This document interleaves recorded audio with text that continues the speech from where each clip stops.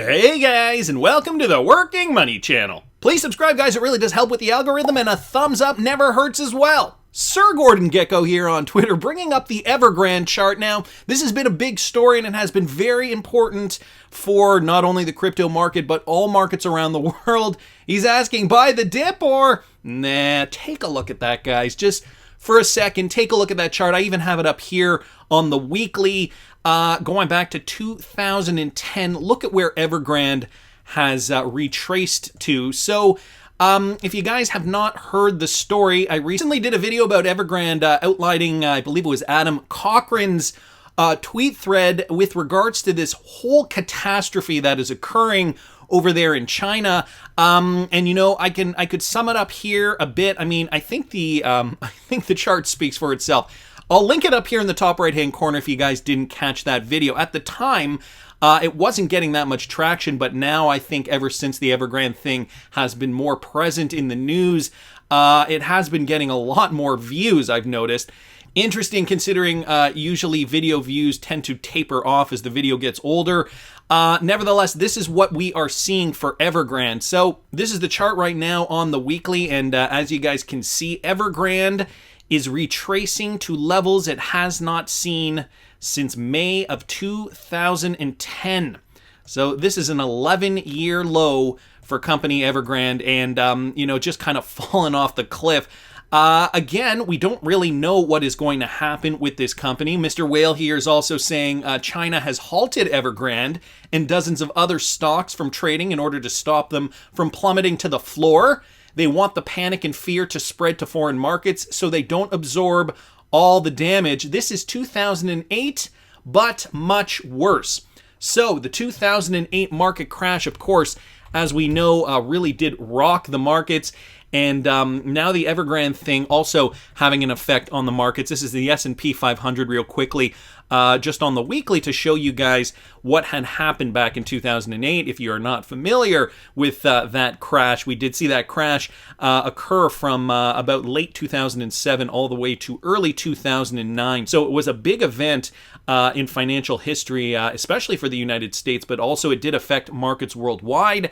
And in another video that I did a few weeks ago, and one video that I did before that, I think earlier in the summer, I was just demonstrating how dangerously close we are getting to a new top. If I throw the Fibonacci, which I already have on this chart, look at where we are today, guys. So we are trading, again, this is the S&P 500 on the weekly, and we are trading dangerously close to the top of that Fibonacci, the 4.236 right up there. So this is could be triggered by Evergrande, maybe not 100%. Of course, we are also in a pandemic, and you know, money all around the world from many different sovereign nations has been being printed at will. So Mr. Whale's also bringing this to our attention. It's not just Evergrande. Dozens of Chinese firms are now being halted from trading in Hong Kong. This is very concerning. So also, so here's some other companies here listed that have been halted, and we know there are measures in place when certain factors occur, you know, in the financial markets, and you know, even on the New York Stock Exchange and the Nasdaq and the S&P. When there is a panic event or when there is too much volume, sometimes what happens is the automatic switches turn on and trading is halted. And so we have seen that in the past. I know I've seen that. I've experienced that when I've been day trading cannabis stocks several years ago. Too much volume, a lot of activity trading on certain stocks, and then trading is automatically decides, okay, too much activity now, we got to put a stop to this. So it's not just Evergrande, it is a whole bunch of other stocks as well. It isn't looking too bad, at least not at the moment, for Bitcoin and other cryptocurrencies. Right now, Bitcoin's trading at about $47,500 per BTC. Let me just throw that on the weekly for you guys, or sorry, on the daily for you guys. You can see over the last few days, we have seen some upward momentum for Bitcoin starting at about the end of last month, the end of September, and now we're just kind of teetering in and around here, forming what was looking like a very nice double bottom, a W shape coming out of that now. But the point that we do really have to get above here for Bitcoin is that 0.702. So we are just above the 0.5 right now for Bitcoin, and the chart is still looking fairly robust considering what is happening in typical traditional financial markets, I suppose. Some have been saying that Bitcoin is not going to be immune to this. Others are saying, no, you know what, it's a good hedge, and we will still see the bull run continue into 2022. I just did a video yesterday where Raoul Pal was commenting on how he sees many of these cryptocurrency charts coiling up, and so it's not just Bitcoin, it's not just XRP, guys, it is a lot of other altcoins, and I'll link that video there if you didn't catch that. A very optimistic outlook on cryptocurrency, and I do also believe we truly do have one leg up, one leg left in this bull run before we see all-time highs. Now, Raoul Pal in that video does talk about the idea of a prolonged bull market where we could see even higher highs marching up for Bitcoin specifically into Q1 of 2022 and perhaps even beyond that. So if you guys are interested in his take on that, check out my video I did on that. It was just from yesterday. In other news, I've also got SGB up here, okay, trading at 57.5 cents. So SGB has seen interesting flow up and down, up and down. It did bottom out around here. So I have it up here on the 30-minute chart at the moment. It did bottom out yesterday at about 40 cents. Now it's back up to 57.5. Of course, we did see that localized high of about 74 cents back early when it topped out on September 30th. And then we've just seen kind of, vacillating back and forth up near 55, down in around 50, and now popping up around 57. So you can see this trend is moving upward for SGB. It is still brand new. It's a brand new token. The ecosystem is brand new, so we are still waiting to see what is going to happen with that. And I guess just with regards to SGB, I should also mention this from Flare Utility. It's not just about SGB. It's not just about the rewards. It's about them restricting community growth. So he's speaking to all those exchanges that still have not distributed SGB tokens. I know we have talked about certain exchanges, and we've even gotten some video commentary from certain heads from certain exchanges describing why they have not released the SGB yet. I did a video on that last week. If you guys didn't catch that and still waiting for your SGB, you might want to take a look at that. I don't know what exchange you are part of, but I will link it up here in the top right-hand corner for those of you guys interested. If your exchange hasn't distributed your SGB yet, tag them below and let them know what it means to you. The network and its participants do not inhibit our growth. So Flare Utility is saying here, this is about more than just XRP community members receiving their SGB tokens. It's also about the purpose for the SGB tokens, right? The network growth, the utilization, the utility, I guess, if you will. Free American Spirit down here, saying, on the other hand, you never mentioned this Canary network when they agreed to Flare, so you kind of pulled a fast one, banking on them being forced to accept SGB. Yes, to be seen if this was a brilliant move or a really bad blunder. So to play devil's advocate here, Free American Spirit giving his take on this. The fact of the matter is SGB was kind of rushed through, or at least we didn't really hear of it at the beginning when they were discussing Flare. I'm sure they needed to work on Flare to create a more robust ecosystem for that. So what they decided to do was release Songbird, and it was kind of rushed out. So, to the defense of some of these exchanges, I'm sure some of them were not ready. It's an interesting perspective here. I just wanted to kind of bring that to you because I'm sure a lot of you guys still waiting for your Flare or not Flare SGB tokens.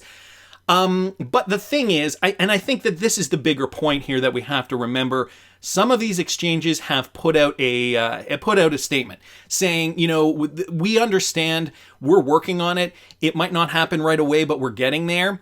Whereas other exchanges have not said a gosh darn thing. And I think that is the bigger point of contention here. For us waiting for our Songbird tokens, we just don't know. If you're on Coinbase, for example, I do not know if they have actually made an official statement. If you guys are using Coinbase and you've heard of something, put it down in the comments section. I haven't read anything. I'm usually on Twitter daily, at least once a day. So I haven't heard anything from Coinbase specifically. There are a handful of other exchanges too that I know we have not heard anything from. So if you guys have heard anything from Coinbase or any other of the prominent exchanges, please do put it down in the comments section. With regards course of this bull run, though, because we are still waiting for movement. I'm going to just bring up XRP here because we haven't talked about XRP. Price right now hovering just kind of low volume. We're working on low volume here, $1.02 for XRP. You can see not a lot of movement down here, okay? Nothing of the sort, nothing like we saw back in early 2021 and late 2020, where we saw a nothing but high volume up here. You guys can see these high bars here, bringing XRP price up quite significantly, right? These ups and downs, huge movement for XRP. And just over the last little while, we just really haven't seen too much. We haven't seen too much in terms of price movement. We're obviously still waiting for Bitcoin to reach the 0.702. But here's what we have to be paying attention to, guys. Bitcoin bull run has at least 6 months to go. And here are 5 things to watch in Bitcoin this week. $50,000 may not come easily, but zooming out, there's barely a bear in the house when it comes to Bitcoin price action. Bitcoin starts a new fresh week from its first attempt to crack $50,000 in over a month. What's in store next? Well, we did get the sentiment from a few analysts in the space, including Raoul Pal, suggesting that we are going to see a very bullish Q4. Here's what Cointelegraph has to say. Q4, they say, should be unlike anything we've seen in the current Bitcoin bull run, and the latest estimates even argue that there is even more than 6 months left to prove it. With Uptober, they're dubbing it Uptober, set for its first full week, Cointelegraph takes a look at what factors could be next to move the market in the coming days. So stocks, okay, now they are saying that stocks are going to be inversely related to crypto markets. Stocks have had a flat September, but the first few days of the new month have already shown how just a little good news can see Bitcoin outperform the macro pack. While the S&P 500 fell 5% in September, BTC closed the month around $4,000 below where it closed out in August. Since October 1st, however, the pair's fortunes have firmly set a different tone, and against expectations for stocks to rally at the expense of the US dollar, positive headwinds for Bitcoin may well continue. Q4 2021 will likely record a higher than average return. This is a quote from Sam Stovall, CNBC chief investment strategist, and he's from the research firm CFRA. This is what he said over the weekend. However, investors will need to hang on tight during the typically tumultuous ride in October, which saw 36% higher volatility when compared with the average for the other 11 months. Last week's sentiment was driven by the vote on the U.S. infrastructure bill. This is now being pushed back until at least October 31st. So we have that pesky infrastructure bill being pushed back even further. And, October, typically tumultuous. We know that in stocks, we have typically seen a rough ride for stocks in October. I mean, there have been Octobers that have been worse than others. One being back in 2008, the S&P 500 here. Let me go back to 2008 here. Actually, let me put this on the weekly to show you guys that October of 2008 was a very, very bearish month for the S&P 500, and so that would be denoted. This would be the end of September here, and then we got the first week of October going into the end of October. This is the bulk of it. Then we did see a bit of a rebound, and then finally that last leg down. So again, this was 2008. We have seen, typically, we have seen historical bearish months, and this is just speaking to this idea of a tumultuous ride this October. The infrastructure bill is also being pushed back. Crypto Ed NL down here saying, one of the reasons to be bullish on BTC, though, is the DXY chart 2 days ago in a live stream. DXY hitting red box should reverse soon and start a correlation. This correlation could take a while and is bullish for crypto, in my opinion. $50,000, that is also a psychological level that we have to pay attention to, even if it isn't necessarily significant in terms of technical analysis per se. It is still what I think a lot of people are paying attention to when it comes to just those psychological numbers, right? When we throw Fibonacci on here, we know $50,000 doesn't really line up with anything in particular. Well, I guess maybe the 0.618, it's $50,100 exactly, but I think the idea of the psychological number is really what tends to get people excited. So despite bullish impulses, Sunday's latest break to the upside ended with a hefty rejection and subsequent drop of almost $2,000. Commentators broadly dismiss this as being a bearish signal, however, maintaining that any BTC price weakness will be temporary. And so Michael Van de Pope basically putting this up, he repeated his recent theory about about brief consolidation followed by a fresh bullish breakout. So that's what we are currently seeing now, the brief consolidation. And fellow trader Pentoshi, meanwhile, likened the situation to last year's Q4 activity when it was 20,000, not 64,500, that Bitcoin needed to beat. I don't really care for how low timeframes. I care about the macro market structure, he said in accompanying Twitter comments. Drop or no drop, BTC to USD likewise put in a solid weekly close, 48,200, and in so doing canceled out its previous 2-week action entirely. So we got to remember that, right, with Bitcoin as well. The fact that we did see significant gains already for Bitcoin. So these 2 days here, very, very significant. Now we're just kind of basing and we're just waiting for that next pump of pressure, next pump of positive selling pressure to get above the next high, which would be 52,700. There are some other analysts here and some other reasons why we should be bullish on Bitcoin. New hash rate all-time highs trickle in as well. And also, you know, the fact that we are halfway through, we are not done this bull run yet. There's also the stock to flow model ratio here. And there's also this, guys, I do think that this could get the price of Bitcoin back up to its all-time high and finally beyond. And this could be the last leg here. This from Michael at Val5Links. Bitcoin ETF coming in the US in 3 weeks with 75% probability. Now, in Canada, they just recently approved a Bitcoin and Ethereum ETF, if I'm not mistaken. But here's one for the United States. We are now officially into the fourth quarter of 2021 and ready for the next bull run. Historical trend shows that the fourth quarter has always been bullish for Bitcoin and the overall crypto space. Adding fuel to this rally could be the first Bitcoin ETF approval this month. Bloomberg's senior ETF analyst Eric Balchunas said that there's a 75% of probability for the approval of the Bitcoin ETF in the United States. Thus, the U.S. Securities and Exchange Commission could be preparing for a regulatory green light very soon. So there's Eric Balchunas' tweet here, if you guys care to read that. I just wanted to move down here real quick. Bitcoin ETF discussions have been on the rise once again. Last week, SEC Chairman Gary Gensler reiterated his support for a Bitcoin ETF that tracks the Bitcoin futures offered by the CME group. So there's already a positive vibe with regards to this Bitcoin ETF from SEC officials. Obviously, the people who are making the decisions in the crypto space, the Ripple XRP lawsuit, I'm not going to dwell on that today, but these guys, they're looking to make some changes, and whether it is with a Bitcoin ETF or not, this could have a positive impact on the crypto market. So there are a lot of things to consider here, guys. The market's still looking fairly positive.